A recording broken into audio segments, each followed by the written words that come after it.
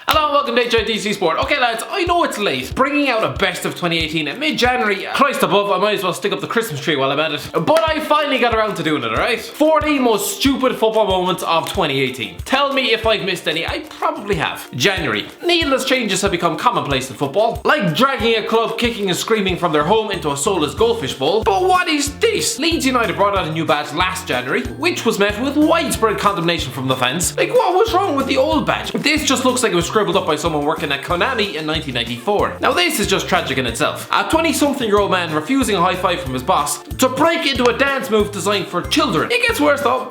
Dabbing is actually illegal in Saudi Arabia because of its perceived link to drug use. Now, unless he's snorting powder off the inside of his elbow, I don't see the correlation. But Jesus Christ, someone tell Jesse Lingard to stay away from that country. He'd probably be arrested before he even got off the damn plane. Here's some Phil Neville tweets that emerged about 5 minutes after he got the job at the England's women team. Relax, I'm back, chilled. Just battered the wife. Feel better now. Morning men, couple of hours cricket before work sets me up nicely for the day. When I said morning men, I thought the women would have been busy preparing breakfast, getting kids ready, making the beds. Sorry, morning women. It was just banter. February. VAR has been pretty much the debate of 2018, but let's take a look at when it was in action when Man United beat Huddersfield in February. Good lord, look how squiggly that line is. It looks like it was drawn on by Michael J. Fox. March. Here is footage of Jamie Carragher aiming a big volley of spit into a little girl's face. Now yes, the dad was an absolute moron to be filming Cara while driving, and his daughter was probably dying of embarrassment in the seat next to him. But Jamie, spitting in a little girl's face is never a good response. Then we were forced upon 13 minutes of Carragher. With so much makeup on, he was beginning to look like a late night prostitute. I mean, in that line of work, spitting might actually be acceptable. But no, not in punditry. Hence the reason why he was forced to grovel live on national television as a woman barked at him as if he was a 12-year-old schoolboy. What about your own kids? What have they said to you about it?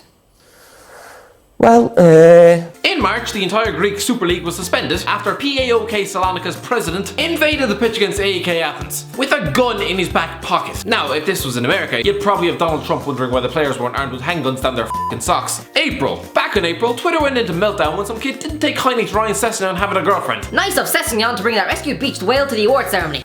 And he's saying this despite the fact he looks like he spent the majority of his life drinking petrol and sleeping on his face. I'm not having this fake, oh goodbye Arsenal, we'll miss you so much, we love you. Yes, you should love him, but let's be honest lads, the Arsenal fans by and large treated him like boiled cat piss for the last 3 years. And now you're cuddling up to him telling him, oh I love you Wenger, I'll miss you so. Like you'll miss him. You've just spent the last 40 years telling the internet how you wish he'd off forever. May, Carius, just glorious Carius. Oh what a way to ruin your life. June.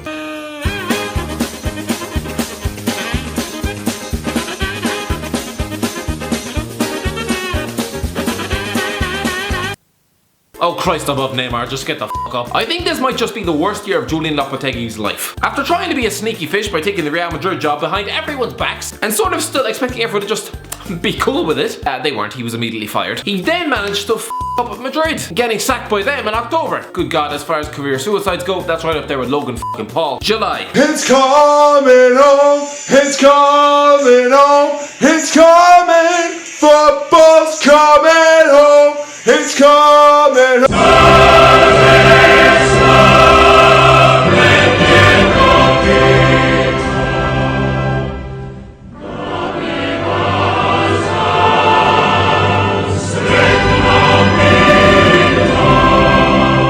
Oh, this was glorious. This was the sweetest. For 6 long weeks, that is all I ever heard stepping out of my front door. Because England had beaten Tunisia, Panama and Sweden.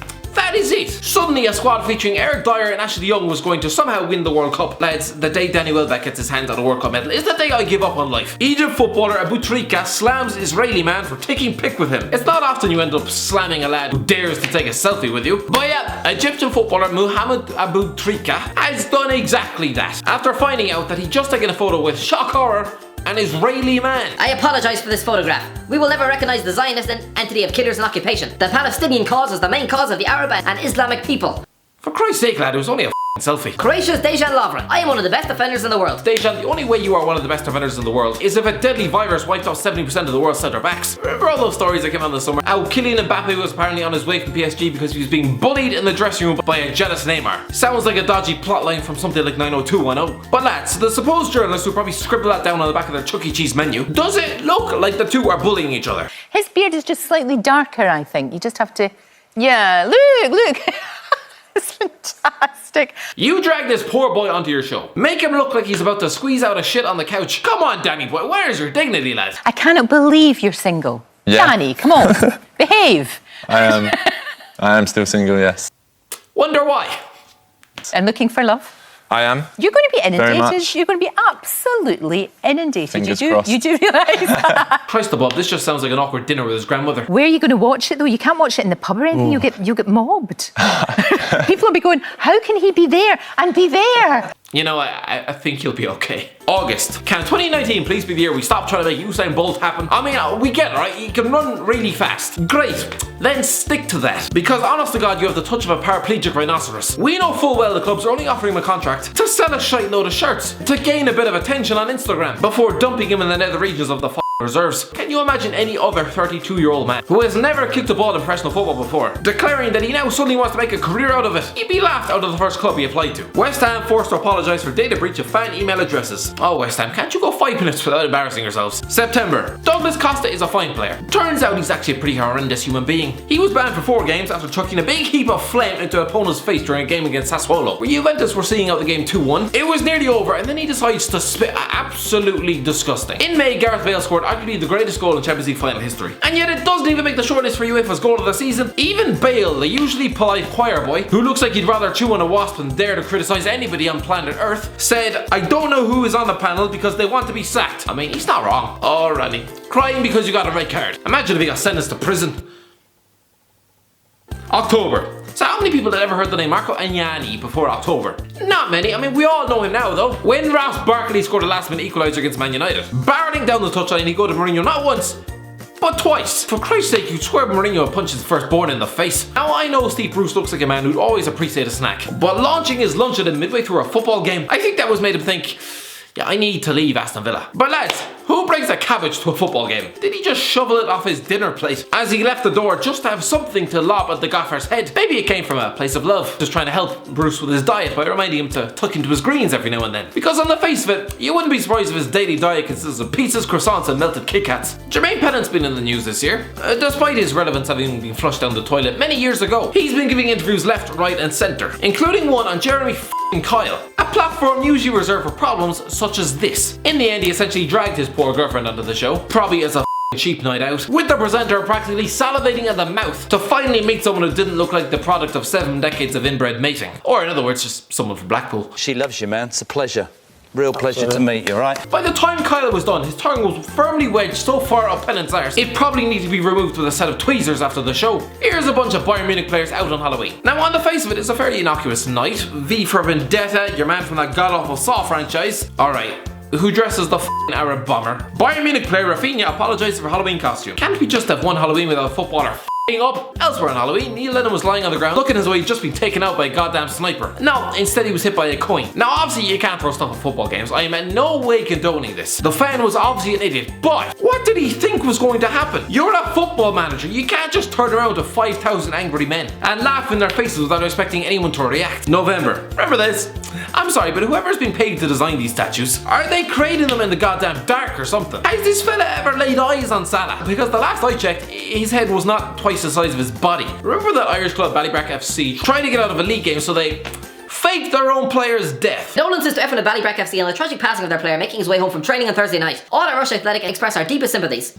No, Fernando Lafuente wasn't involved in a car accident. He was probably at home in Galway playing Crash Bandicoot on the PS4. Ashley Williams, here's a tip. If you're the captain of your national team, you might want to refrain from, I don't know, slagging off half your audience. Looking at some Cardiff supporters doing the Ayatollah celebration, he was filmed saying to Joe Allen, look at these mugs doing the Ayatollah, mate. Now in fairness, the Ayatollah involves repeatedly patting your head, which honest to God just makes half the crowd look like they're struggling with onset Tourette's. But for Christ's sake, Ashley, you're not supposed to say it. Here's a tweet that Kyle Walker quickly deleted after Manchester derby. Our opponent was red. We heard the away fans boo. We're 12 points ahead, and just like Violet's Manchester, it is blue. Not really sure the relevance of a Valentine's parody in late November, and also the fact he's rhyming boo with blue. Sounds like we've got the next Professor Green on our hands. But while we're on the subject of deleted Kyle Walker tweets, all you Man City fans, you can now talk. We will just see at the end of the season. Was you all there when City was nowhere to be seen? Hashtag glory fans. Does this also make him a glory fan too? Because he sure as hell was nowhere near this club when Danny Mills existed. FC Barcelona could play La Liga game in China, says CEO Oscar Grau. Yeah, cause the fans, moving back to Irish football, 3 players were given 40-year bans after attacking the ref in a car park. Absolute scumbags. December. Okay, so you've just become the first ever female recipient of a Ballon d'Or. A historic and groundbreaking moment for women's football. Roughly 15 seconds later, she was getting asked if she wanted to celebrate by twerking on stage. Est-ce que tu sais twerker?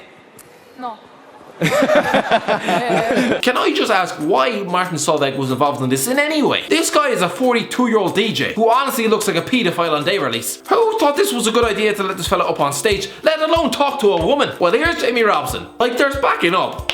And then there's that. He looks like he's just dipped himself in a bucket of tar. I mean, I can only assume the fumes affected his thought process, because nobody with a couple of brain cells would think it was a good idea to leave the house looking like that. He's dressed up as a beach salesman, with cardboard signs saying buy one get one free and cheapest chips. Hotel apologises to parents for horrifying mannequin tribute on anniversary of their son's death. So it turns out a family friend had asked a 5-star Jamaican hotel resort to, you know, dress up and design a room for their buddies after their 21-year-old son Alex, who'd spent 2 years as a left back for Norwich City, had fallen from a balcony and you know, died in 2014. So what any normal hotel would have done, decorate the bed with a bunch of roses, maybe some special candles, you know, something to take the parents' minds off the brutal death of their son. No, happy birthday, we miss you Alex, besides an actual stuffed effigy of their dead son, with a birthday cake limply shoved on his crotch. And what, was he supposed to drink the can left beside his lifeless hand? He looks like he's made out of fucking styrofoam. As a finishing touch, tears have been added to his cheeks, you know, just to try and emphasize the fact that Alex might be a tiny bit gutted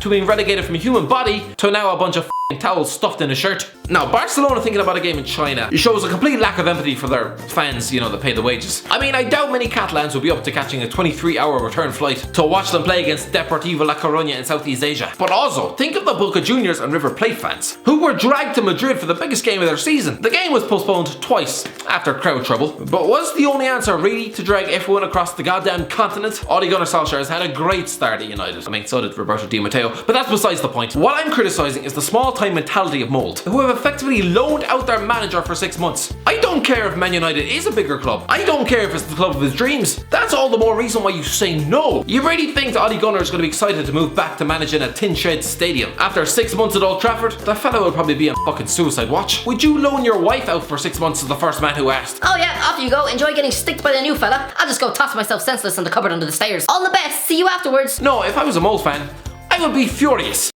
Anyway, that's the end of the video, lads. If you haven't made it all the way to December, Jesus Christ, you deserve a goddamn medal in the post. Anyway, Twitter's here, Instagram's there. If you have enjoyed, don't forget to like, share, and subscribe. And as always, I'll talk to you in a while.